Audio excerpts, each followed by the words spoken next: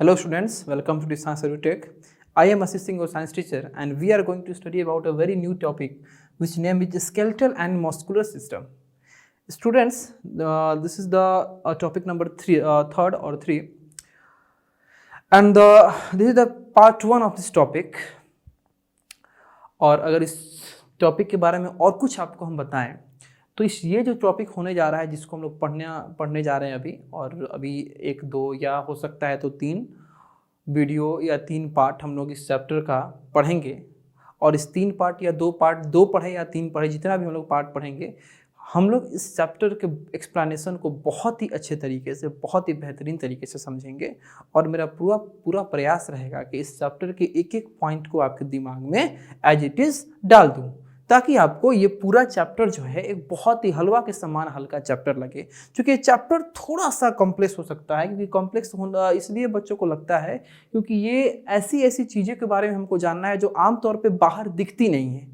ये हमारे बॉडी के अंदर जो हमारा बोन्स का एक फ्रेमवर्क है, जो हमारे बोन्स का कलेक्शन है जो दिखता नहीं है बाहर से, उसके बारे में हमको समझना है। तो नॉर्मली जो चीज़ हमको बाहर दिखती है इसके बारे में जानने समझने में थोड़ा सा सहूलियत मिलता है, थोड़ा सा हमको आराम मिलता है, क्योंकि हम लोग हमेशा इसको देखते परखते रहते हैं। लेकिन अगर हमको एक बॉडी के अंदर के सिस्टम के बारे में जानना हो समझना हो तो कुछ तो दिखता तो है नहीं दिखता है तो थोड़ा सा कॉम्प्लेक्स सकता है। लेकिन टेंशन नहीं लीजिए, सामने आपके हमें 1% भी आपको दिक्कत नहीं होगा इस चीज़ को समझने में, ठीक है। तो आइए एक नए एनर्जी के साथ अपने इस चैप्टर को, अपने इस टॉपिक को स्टार्ट करते हैं जिसका नाम है स्केलेटल एंड मस्कुलर सिस्टम। अब देखिए ये जो शब्द है स्केलेटल, ठीक है, स्केलेटल जो शब्द है ये स्केलेटल शब्द जो है ये जो स्केलेटल शब्द है ये बना है स्केलेटन से। किससे बना है? स्केलेटन से। अब स्केलेटन का मतलब क्या होता है? स्केलेटन का मतलब होता है कंकाल। कंकाल समझते हो? कंकाल आप देखे होगे पिक्चरों में या टीवीज पे या फोन्स में, कंकाल कैसे होते हैं। तो कंकाल आप ऊपर से नीचे तक सिर्फ आपके हड्डी बोन्स का कलेक्शन होता है। यानी आपके बॉडी में जितना भी पार्ट है, जितना भी ऊपर से लेकर नीचे तक आपकी बॉडी में जितना भी पार्ट है, अगर उस पार्ट में बोन्स हैं तो सारे बोन्स वाले स्ट्रक्चर को, हड्डियों वाले स्ट्रक्चर को निकाल के सामने रख दिया जाए, उसी पिक्चर को, उसी डिजाइन को, उसी शेप को हम क्या बोलते हैं? स्केलेटन बोलते हैं, ठीक है। तो वही हमको इस चैप्टर में जानना है कि हमारा स्केलेटन क्या होता है, कैसे होता है, उसके कितने पार्ट होते हैं। और जब उस स्केलेटन के ऊपर मसल्स जुड़ जाते हैं तो हम उसको मस्कुलर सिस्टम पढ़ते हैं। तो हमारे स्केलेटन और मसल से बना हुआ हमारे ये पूरा बॉडी। तो आइए स्टार्ट करते हैं अपने इस चैप्टर को। सबसे पहले देखेंगे कि हम लोग इस चैप्टर में क्या क्या पढ़ेंगे। तो देखो बाबू, हम लोग इस चैप्टर में तो पहले बहुत ही बेहतरीन ढंग से अपने स्केलेटन के बारे में पढ़ेंगे। अब स्केलेटन के बारे में हम लोग क्या पढ़ेंगे? स्केलेटन के बारे में हम लोग क्या पढ़ेंगे? तो स्केलेटन के बारे में हम लोग पढ़ेंगे, स्केलेटन का पहले तो इंट्रोडक्शन देखेंगे कि स्केलेटन का इंट्रोडक्शन होता क्या है। अब स्केलेटन के इंट्रोडक्शन को देखने के बाद हम लोग पढ़ेंगे स्केलेटन के पार्ट, ठीक है, स्केलेटन के पार्ट। अब पार्ट ऑफ स्केलेटन में हम लोग बहुत सारे बोन्स के स्ट्रक्चर के बारे में देखेंगे, जिसमें सबसे पहला हम देखेंगे स्कल के बारे में। स्कल, ठीक है, यानी जिसको हम लोग हिंदी में खोपड़ी कहते हैं, स्कल, ठीक है। दूसरा हम लोग बात करेंगे रिबकेज के बारे में। दूसरा हम लोग किसके बारे में बात करेंगे? रिबकेज के बारे में, ठीक है। उसी प्रकार फिर हम लोग बात करेंगे गडल्स के बारे में, ठीक है। तो आइए हम लोग अपने इस पार्ट को स्टार्ट करते हैं और चलते हैं अपने स्केलेटन के इंट्रोडक्शन पे कि स्केलेटन होते क्या है। तो समझिए हम लोग इंट्रोडक्शन में जानेंगे कि स्केलेटन क्या होते हैं। तो देखो, अगर आपको थोड़ा सा हम पिक्चर का इस्तेमाल करके इस स्केलेटन को दिखाने का प्रयास करें तो यहाँ पे देखिए ये क्या है? स्केलेटन है। ये क्या है? स्केलेटन है। ये क्या है? स्केलेटन है। ऊपर से लेकर नीचे तक सिर्फ हड्डियों का ही स्ट्रक्चर है, बोन्स का स्ट्रक्चर है। और इस पूरे स्ट्रक्चर में आपके बॉडी के सारे ऑर्गन्स जो हैं वो इन्वॉल्व हो चुके हैं। जैसे मान लीजिए ये कंप्लीट हमारा यहाँ से लेके ये कंप्लीट स्कल है, स्कल में हेड आ गया, आई आ गया, नोज आ गया, माउथ आ गया, टीथ आ गया।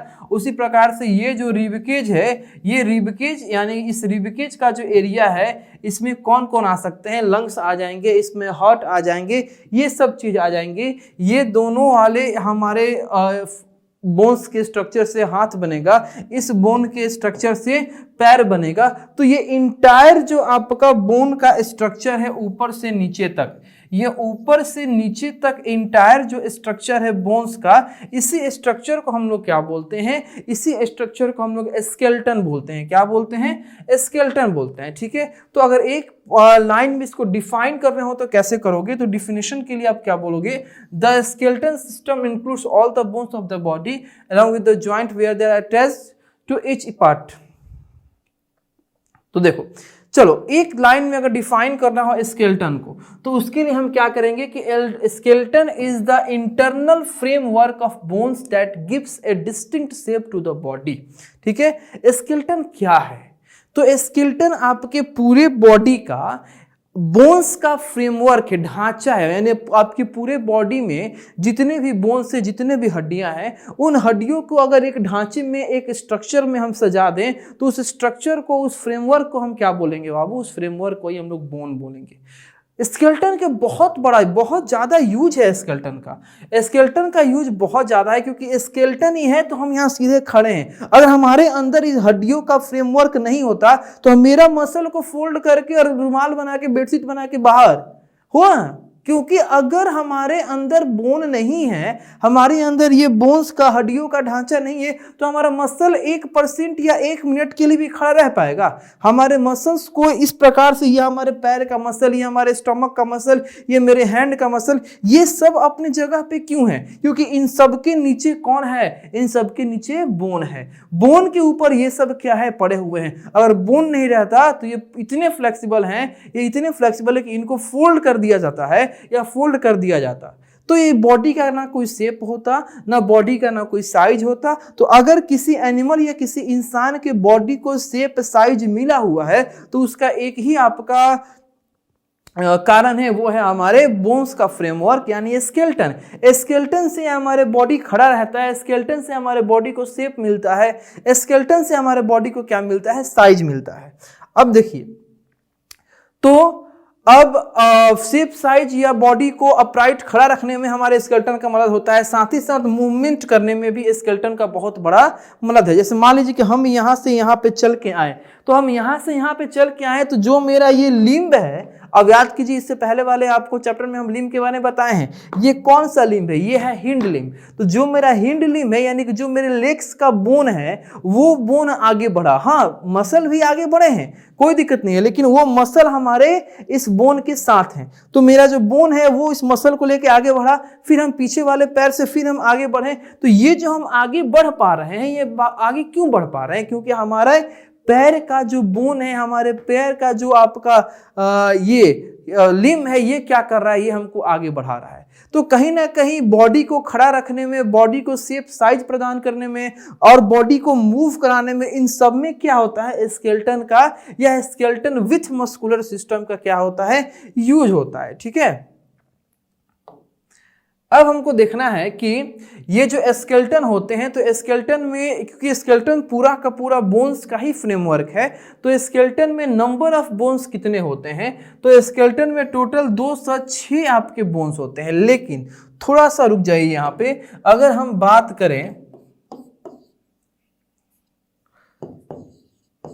Number of bones in skeleton, अगर हम स्केलेटन में नंबर ऑफ बोन्स का बात करें तो थोड़ा सा आपको यहाँ पे एक चीज पे फोकस करना होगा कि number of bones in skeleton में, तो जो एडल्ट बॉडी है, एडल्ट बॉडी का मतलब कि 18 साल के ऊपर, तो जो एडल्ट बॉडी है, आइदर वो गर्ल का हो या आपका बॉय का हो, तो उनके अंदर, जो एडल्ट बॉडी के अंदर जो नंबर ऑफ बोन्स होते हैं, जो नंबर ऑफ बोन्स होते हैं, ये होते हैं 206। ये कितने होते हैं? ये होते हैं 206। लेकिन जो चाइल्ड बॉडी यानी कि जो बच्चे हैं या जो बच्चों का शरीर है, उनके अंदर जो नंबर ऑफ बोन्स है, जो बच्चों का शरीर है इनके अंदर जो नंबर ऑफ बोन्स है ये होता है 300 या 300 से ऊपर या 300 से ज़्यादा 300 प्लस। तो 206 आपके नंबर ऑफ बोन्स होते हैं आपके एडल्ट बॉडी में, 300 और मोर आपके बोन्स होते हैं चाइल्ड बॉडी में। तो जैसे जैसे बच्चे बड़े होते हैं वैसे वैसे ये संख्या जो है लगभग 100 कम क्यों हो जाती है। तो जैसे जैसे बच्चे बड़े होते हैं तो कुछ ऐसे बोन्स हैं जो 2 बोन्स या उससे ज़्यादा बोन्स मिलके एक बन जाते हैं, यानी बोन्स में फ्यूजन होना स्टार्ट करता है। अब जब 2 या 2 से ज़्यादा बोन्स मिलके एक बोन बन जाएगा तो जाहिर सी बात है नंबर ऑफ बोन्स में क्या आता है, गिरावट आता है। और ये 300 का जो संख्या है, 300 का जो संख्या है, ये 206 पे जाके क्या हो जाती है, रुक जाती है। इसीलिए हम लोग ऐसा पढ़ते हैं कि एडल्ट बॉडी में जो आपकी हड्डियों की संख्या होती है वो कितनी होती है, 206 हड्डी होते हैं। ठीक है, आप यहां देख भी सकते हैं कि a newborn baby has about 300 bones at birth. Some bones get fused gradually as the child grows up. Bones require nutrition for their maintenance and growth. अब समझिए ये चीज आपको बताया जो हम आपको बताए हैं कि जो बच्चा होता है, जो नवजात शिशु होता है, उसके बॉडी में 300 हड्डियां होती हैं। लेकिन जैसे जैसे वो बच्चा बड़ा होता है तो वो हड्डी जो है ये फ्यूज करना स्टार्ट करते हैं और हड्डी में हड्डी मिलके एक हड्डी बन जाएंगे। तो जाहिर सी बात है कि बहुत सारे हड्डियों की संख्या कम हो जाती है। तो ये 300 की जो संख्या होती है ये 206 पे जाके क्या करती है, रुक जाती है। अब बात है कि ये जो बोन्स हैं क्या ये बिना किसी न्यूट्रिएंट के, बिना किसी एनर्जी के अपने आप को मेंटेन रखते हैं क्या? नहीं। बोन्स को मेंटेनेंस में रखने के लिए न्यूट्रिशन की आवश्यकता होती है। और ये न्यूट्रिशन आते कहाँ से हैं? तो calcium, phosphorus and some vitamins are important nutrient for the bones.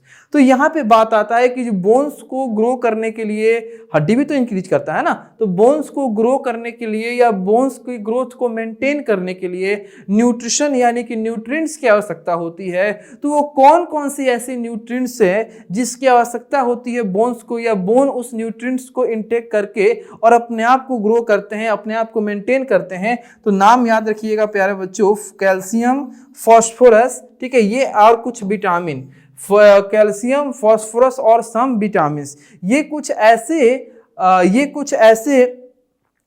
Nutrient है या न्यूट्रिशन है जो बोन्स को जरूरी होता है फॉर द मेंटेनेंस और फॉर ग्रोथ। ठीक है, अब देखिए जो बोन्स है वो बहुत हार्ड होते हैं बाहर से, ठीक है, लेकिन अंदर से ये क्या होते हैं, सॉफ्ट होते हैं, स्पॉन्जी होते हैं। और ये आपके कुछ सॉफ्ट फैटी मटेरियल से क्या होते हैं, भरे हुए होते हैं। बाहर से ये हार्ड होते हैं, अंदर से ये कैसे होते हैं, स्पॉन्जी होते हैं और सॉफ्ट होते हैं। अब चलिए, अब जैसा कि आपको हम बताए थे इंट्रोडक्शन पेज पे ही कि सबसे पहले हम लोग क्या पढ़ेंगे,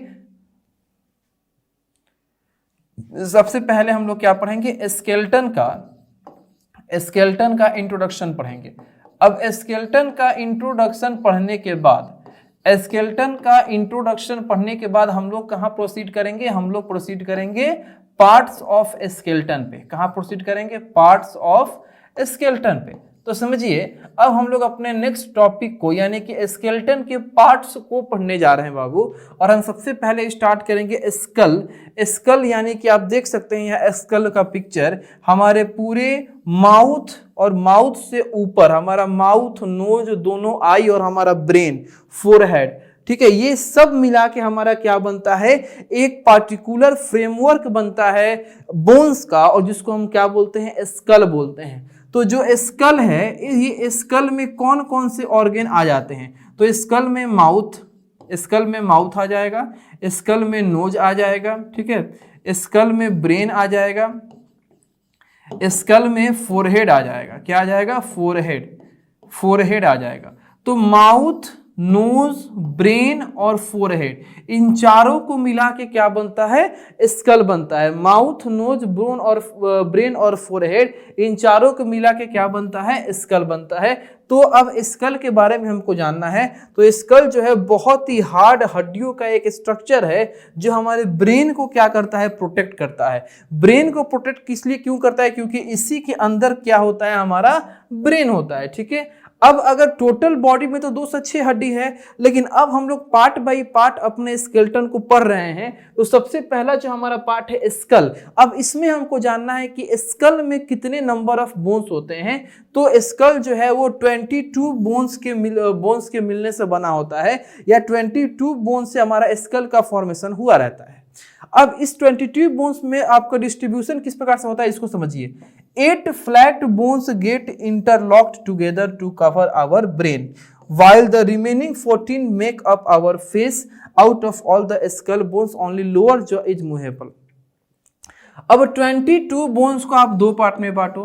22 बोन्स को आप 2 पार्ट में बांटो, एक पार्ट दे दो 8 बोन्स सिर्फ और सिर्फ किसके लिए, ब्रेन को प्रोटेक्ट करने के लिए, और बाकी का 14 बोन जो है इससे हमारा क्या बनता है, इससे बनता है फेस, इससे क्या बनता है, हमारा चेहरा बनता है। समझिएगा 8 बोन ऐसे होते हैं जो 8 बोन एक दूसरे से जुड़े होते हैं, एक दूसरे से इंटरलिंक होते हैं, इंटरलॉक होते हैं, और इनके अंदर आपका प्रोटेक्टेड पार्ट में आपका कौन स्टे करता है, ब्रेन। तो 22 बोन में से 8 बोन तो ब्रेन को प्रोटेक्शन देने के लिए आपके इंटरलॉक हो गए, बाकी के बचे कितने, 14 यानी 14 बोन। तो ये जो 14 बोन्स हैं इनसे मिलके बना होता है हमारा फेस। अब एक खास बात, स्कल में इकलौता एक ऐसा भी बोन है, स्कल में इकलौता एक ऐसा भी बोन है जिससे जो कि आपका किस नेचर का होता है, जो कि आपका होता है मूवेबल नेचर का। मूवेबल का मतलब कि मूव करने वाला, ऐसा बोन जिसमें मूवमेंट होता है उसको हम क्या बोलेंगे, मूवेबल बोन बोलेंगे। तो पूरे 22 बोन में से, यानी कि पूरे 22 बोन में से इकलौता एक ऐसा बोन है जो मूव करता है। तो सर थोड़ा उसमें बता दीजिए कि कौन सा मूव करता है। तो नीचे वाला जो हमारा जबड़ा है, जैसे हम बोल रहे हैं तो हमारा ये जबड़ा क्या कर रहा है, ऊपर नीचे कर रहा है। तो नीचे वाला जो हमारा जबड़ा है, नीचे वाला, थोड़ा सा इसको हम क्या करें, आपको दिखा देते हैं।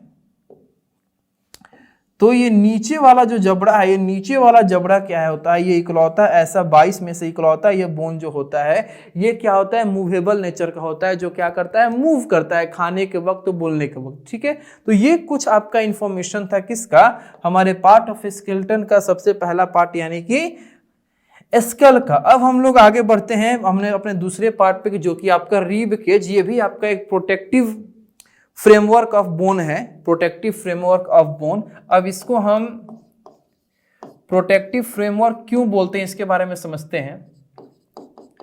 प्रोटेक्टिव फ्रेमवर्क ये भी क्या है, आपका एक प्रोटेक्टिव फ्रेमवर्क है।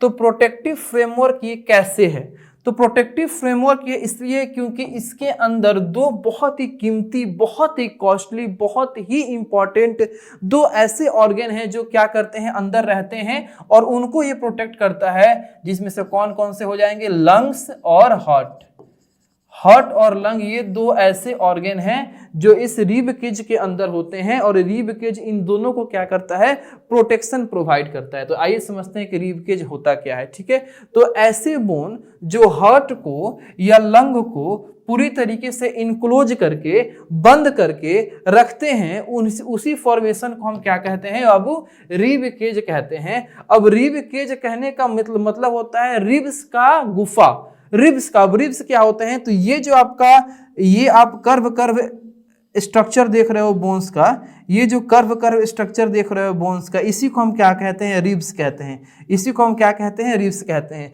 तो इस रिब्स से बना हुआ है एक इंटरनल केव, जिसके अंदर कौन होता है, जिसके अंदर होता है हार्ट और जिसके अंदर होता है लंग्स। तो हार्ट और लंग्स को ये एक्सटर्नली क्या करते हैं, प्रोटेक्शन प्रोवाइड करते हैं। तो इसीलिए इसको हम क्या बोलेंगे, रिब केज बोलेंगे। अब अगर हम रिब केज में नंबर ऑफ बोन्स का बात करें तो रिब केज में टोटल 12 पेयर ऑफ रिब्स होते हैं। समझिएगा 12 पेयर होते हैं। ठीक है, 12 पेयर का मतलब होता है 24 रिब्स, 24 रिब्स यानी कि 24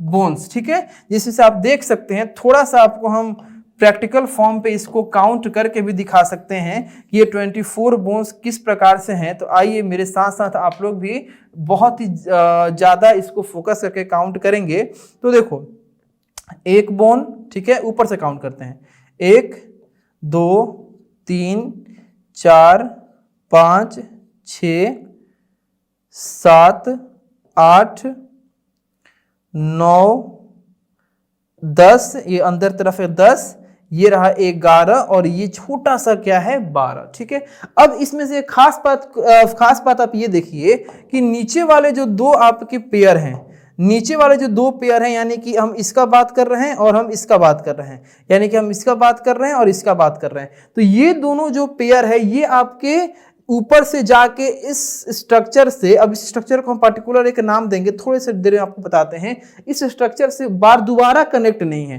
तो दोबारा कनेक्ट नहीं है तो इसको हम लोग क्या बोलते हैं, फ्लोटिंग रिब्स बोलते हैं। क्या बोलते हैं, फ्लोटिंग रिब्स बोलते हैं। ठीक है, तो आइए समझते हैं। तो टोटल रिब्स कितने होते हैं बाबू, तो 12 पेयर्स में होते हैं। हर एक रिब जो होता है वो आपका थिन फ्लैट बोन से ज्वाइन होता है, और उस थिन फ्लैट बोन को हम क्या कहते हैं, स्टर्नम कहते हैं या चेस्ट बोन भी कहते हैं। ये जो आपका थिन फ्लैट बोन है इसको हम क्या कहेंगे, चेस्ट बोन भी कहेंगे।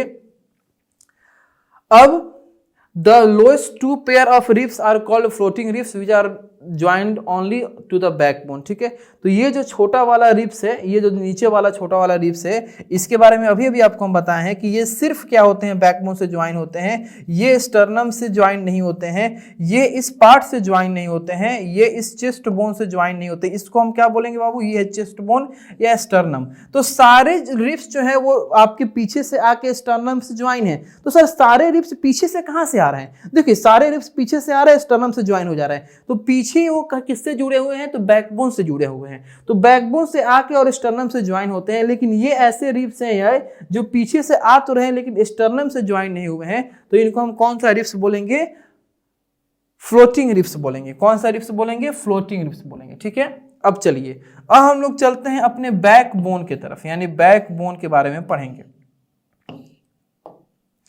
तो देखिए बैकबोन और स्पाइन, बैकबोन और स्पाइन, बैकबोन का है दूसरा नाम क्या है, रीढ़ का हड्डी, जिसको हम लोग बोलेंगे स्पाइन बोलेंगे। ठीक है, तो जो बैकबोन है ये हमारे बॉडी को सपोर्ट करता है और हमारे स्पाइनल कोड को प्रोटेक्ट करता है। इसका काम क्या है, ये हमारे बॉडी को सपोर्ट, हम खड़े हैं तो अपने बैकबोन अपने रीढ़ की हड्डी के दम पे खड़े हैं, बैठते हैं तो रीढ़ की हड्डी के दम पे सीधा बैठते हैं। तो ये आपका बैकबोन जो है जिसको हम लोग स्पाइन बोलते हैं, इसका काम क्या है, हमारे बॉडी को सपोर्ट देना और हमारे स्पाइनल कोड को क्या, स्पाइनल बोर्ड को, स्पाइनल कोड जिसको हम लोग मिनी ब्रेन के नाम से भी जानते हैं, मिनी ब्रेन। ठीक है, तो स्पाइनल कोड को क्या करता है, प्रोटेक्ट करता है। अगर हम ये इस स्कल के और इस बैकबोन के रिलेशन का बात करें तो ये स्कल जो है, हमारा जो स्कल है ये स्कल, ठीक है, ये स्कल इस बैकबोन से क्या होता है, ज्वाइंट होता है। ठीक है, और ये बैकबोन जो है ये 33 छोटे छोटे बोन से मिलके बनते हैं, और इन 33 आप छोटे छोटे बोन्स को हम लोग क्या कहते हैं, वर्टिब्रे कहते हैं। क्या कहते हैं, वर्टिब्रे कहते हैं। आप देख सकते हैं ये जो छोटे छोटे बोन्स हैं, ये जो छोटे छोटे बोन्स हैं, इस छोटे छोटे बोन्स के मिलने से हमारा पूरा ये स्ट्रक्चर बना है, जिस स्ट्रक्चर को हम बैकबोन और स्पाइन कहेंगे। तो ये स्पाइन जो है ये 33 छोटे छोटे बोन से मिल के बना है, जिसको हम क्या बोलेंगे, वर्टिब्रे बोलेंगे। और चूंकि जिस ऑर्गेनिज्म के पास ये बैकबोन या स्पाइन होते हैं, तो स्पाइन होंगे कब, जब ये स्पाइन किससे बना होगा, वर्टिब्रे से बना होगा। तो उन ऑर्गेनिज्म्स को उन लिविंग थिंग्स को हम क्या कहते हैं, वर्टिब्रेट कहते हैं। जैसे ह्यूमन बीइंग क्या है, ह्यूमन बीइंग जो है ये वर्टिब्रेट के कैटेगरी में आएंगे। वर्टिब्रेट ये आपके वर्टिब्रेट के कैटेगरी में आएंगे। तो वर्टिब्रेट के कैटेगरी में क्यों आएंगे, क्योंकि इनके पास क्या है, वर्टिब्रे है। और वर्टिब्रे इनके पास किस प्रकार से है, क्योंकि इनके पास क्या है, स्पाइन है, बैकबोन है। तो जिस ऑर्गेनिज्म के पास स्पाइन होगा वो किस कैटेगरी में आते हैं, वर्टिब्रेट के कैटेगरी में आते हैं। इसीलिए ह्यूमन बीइंग भी क्या होते हैं, वर्टिब्रेट के कैटेगरी में आते हैं। अब देखिए ये जो आपके वर्टिब्रे है ये क्या करता है कि स्ट्रॉन्ग कॉलम का फॉर्मेशन करता है, जिसको हम लोग क्या बोलते हैं, वर्टिब्रल कॉलम। ये जो आपका एक बहुत ही स्ट्रॉन्ग कॉलम का फॉर्मेशन करता है। ये जो कॉलम है इसी को हम बात कर रहे हैं, जिसको हम क्या बोलेंगे, वर्टिब्रल कॉलम बोलेंगे। और ये वर्टिब्रे जो है ये आपके इंटरकनेक्ट होते हैं इस तरीके से कि इनमें बेंडिंग और ट्विस्टिंग दोनों आपके पॉसिबल हैं। समझिए ये देखिए ये जो वर्टिब्रे हैं आसानी से बेंड कर सकते हैं, आसानी से ट्विस्ट कर सकते हैं।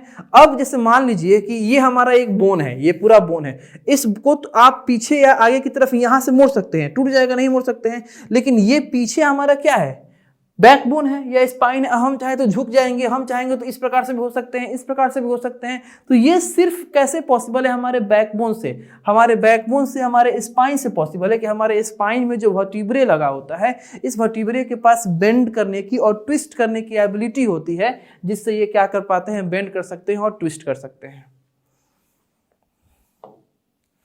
चलिए नेक्स्ट हम लोग जानते हैं स्टर्नम। स्टर्नम के बारे में तो समझ ही गए थे ना, जब हम लोग क्या पढ़ रहे थे, हम लोग जब पढ़ रहे थे रिब केज, ठीक है।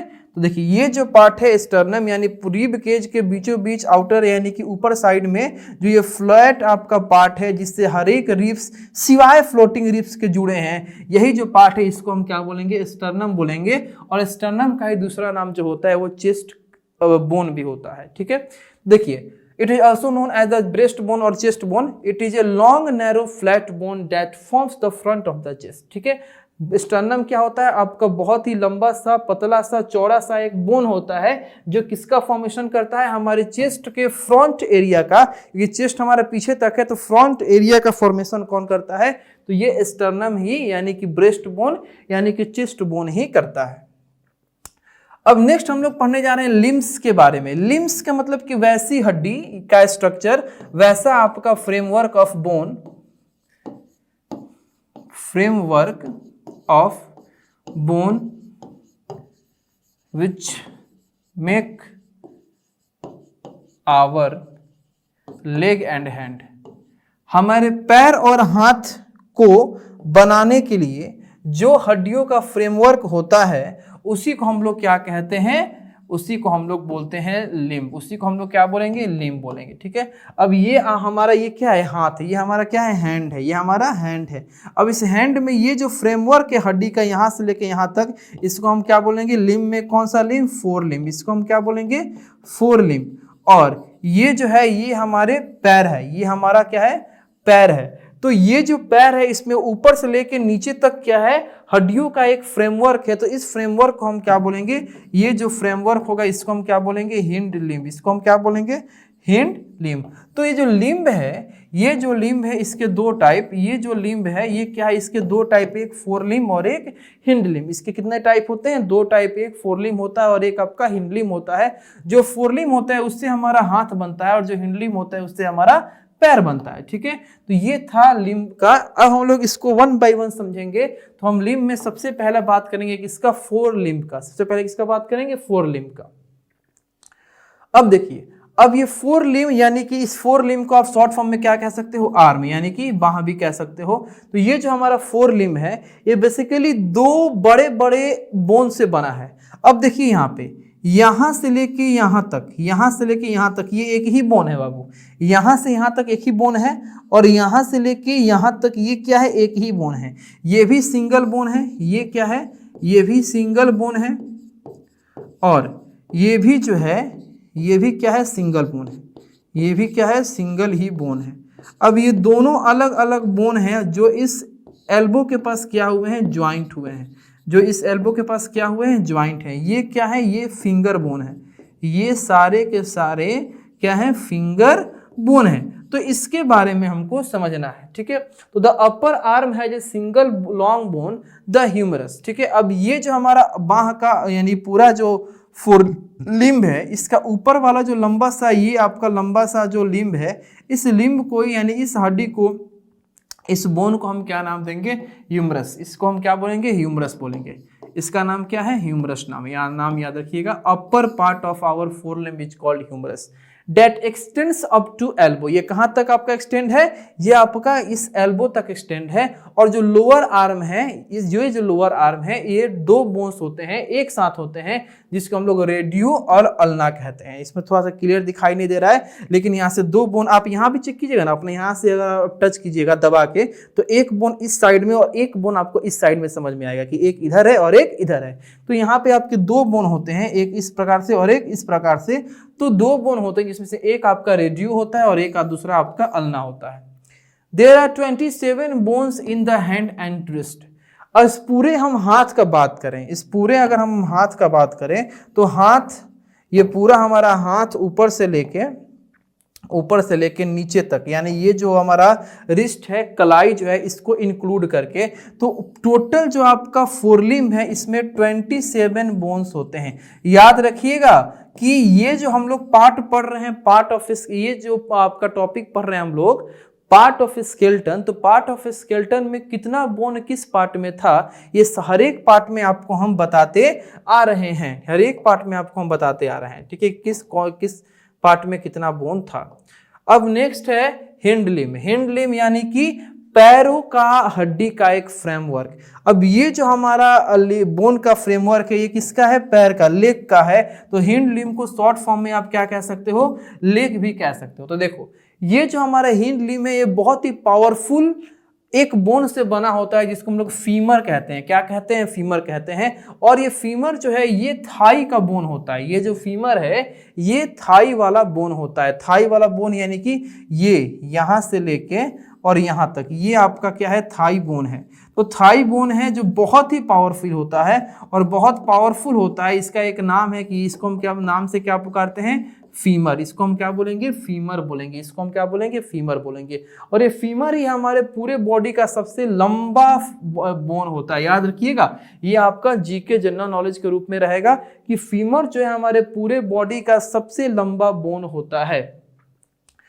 अब देखिए, जो it joins with the 2 bones of the lower leg, ठीक है। हमारे जो पैर का निचला हिस्सा है इसके 2 पार्ट में, पैर का जो निचला हिस्सा यानी इसके नीचे, ठीक है, इसके नीचे, तो इसके 2 बोन में हमारा फीवर जो है ये कनेक्टेड होता है, एक इस साइड एक इस साइड, ठीक है। Through shorter smaller bones there are 26 small bones in the ankle and the foot, ठीक है, in the ankle and the foot, ठीक है। तो पूरे अगर हम बात करें इस पूरे हिंड लिम्ब के स्ट्रक्चर में बात करें, तो पूरे हिंड लिम्ब में नंबर ऑफ टोटल बोन्स कितने होंगे, तो नंबर ऑफ टोटल बोन्स जो होंगे वो कितने होंगे, ये होंगे 26। कितने होंगे बाबू, 26। याद रखिएगा, हर एक पार्ट में आपको हम बताते चल रहे हैं कि टोटल बोन्स की संख्या इच पार्ट में कितनी है, ठीक है। अब हमको बात करना है गडल्स के बारे में, ठीक है। गडल्स क्या होते हैं, तो गडल्स आपके ऐसे बोन का एक फ्रेमवर्क होता है, या आपके एक ऐसा बोन होता है जो हमारे हिंड लिम्ब को और फोर लिम्ब को दोनों को हमारे स्पाइन से कनेक्ट करके रखता है, ठीक है। तो they are 2 in number and help the limbs to join the backbone.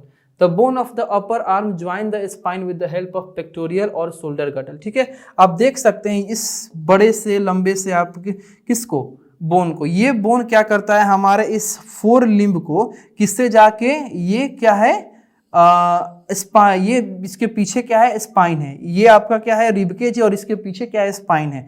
तो ये जो आपका बोन है ये हमारे इस फोर लिम्ब को किससे जाके जोड़ता है, ये जोड़ता है स्पाइन से जाके जोड़ता है। तो जो हमारे फोर लिम्ब को स्पाइन से जोड़ता है उस खास प्रकार के बोन को हम लोग क्या बोलते हैं, शोल्डर गडल। जो हमारे कंधे से होके हमारे स्पाइन तक गया होता है, शोल्डर गडल या पेक्टोरल गडल के नाम से भी जानते हैं।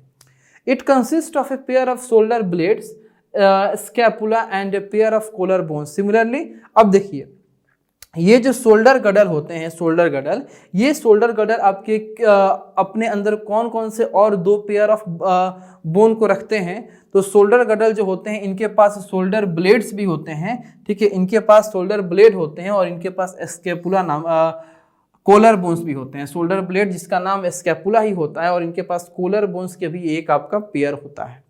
अब हम बात करते हैं इस थाई बोन के, ठीक है। ये हमारा क्या है, ये हमारा थाई बोन है, ठीक है। ये क्या है, हमारा थाई बोन है। तो जो थाई बोन है, ठीक है, तो similarly the thigh bone is attached to pelvic girdle, they are 2 in number and composed of 3 bone.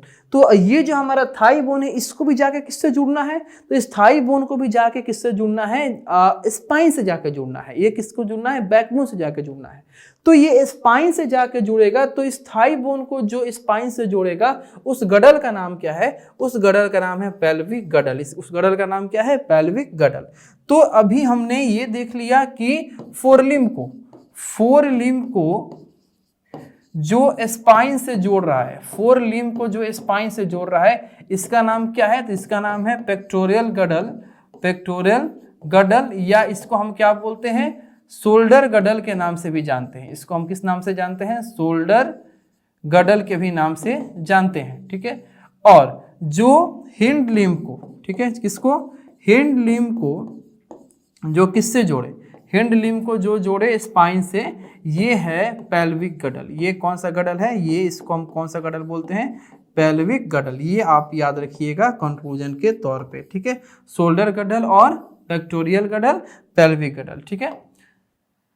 अब हमको नेक्स्ट जानना है, बहुत ही इंपॉर्टेंट एक टॉपिक है हमारा, फंक्शन ऑफ स्केलेटन, कि स्केलेटन का फंक्शन क्या है, ठीक है। तो सबसे पहला चीज कि स्केलेटन जो है हमारे बॉडी को शेप, हमारे बॉडी को स्ट्रेंथ और हमारे बॉडी को सपोर्ट प्रोवाइड करता है, ठीक है। फिर अगर स्केलेटन नहीं रहेगा तो हम अच्छे से खड़े भी नहीं हो पाएंगे या खड़े ही नहीं हो पाएंगे। दूसरी बात, स्केलेटन क्या करता है? हमारे बॉडी को कवर करता है या हमारे बॉडी को प्रोटेक्ट करता है। किससे? तो हमारे बॉडी के अंदर जो बहुत ही नाजुक, बहुत ही कमजोर, बहुत ही सेंसिटिव ऑर्गन हैं, उनको बाहर के आपके एक्सटर्नल हार्म इफेक्ट से क्या करता है? प्रोटेक्ट करता है। जैसे स्कल प्रोटेक्ट करता है ब्रेन को, बैकबोन प्रोटेक्ट करता है स्पाइनल कॉर्ड को, रिबिकेज प्रोटेक्ट करता है लंग्स को और हार्ट को, ठीक है। तो ये सब चीज आपको बताए हैं। It allows movement of different body part.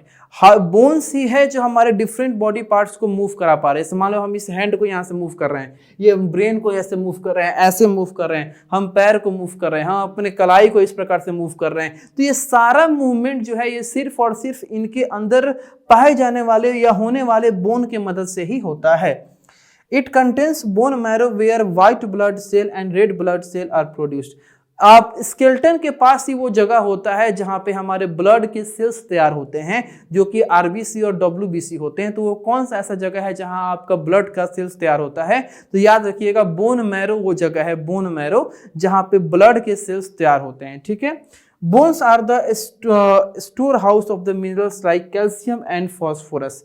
और बोन्स में कैल्शियम और फॉस्फोरस नाम के मिनरल्स बहुत ज्यादा मात्रा में पाए जाते हैं, और वो बोन उतना ही ज्यादा स्ट्रांग होता है जिसके अंदर कैल्शियम और फॉस्फोरस की मात्रा जो है वो ज्यादा होती है, ठीक है। इसीलिए जब एज आपका ढलता है, जब लोग बूढ़े होते हैं, तो कैल्शियम का मात्रा बोन्स में कम होने लगती है, जिसके चलते उनका बोन कमजोर होता है। तो कोई बोन कितना ताकतवर है, कमजोर है, ये इस बात से पता चलता है कि उस बोन में कैल्शियम या फॉस्फोरस की मात्रा कितनी है, ठीक है। तो इस तरीके से जो हमारा ये फर्स्ट पार्ट था, ये फर्स्ट पार्ट हम लोग क्या किए, बहुत ही अच्छे तरीके से एक्सप्लेन करके खत्म किए। अब आपसे हम मिलेंगे सेकंड पार्ट में, इसी चैप्टर के सेकंड पार्ट में। तब तक के लिए थैंक यू और मन लगा के ऐसे पढ़ाई कीजिए।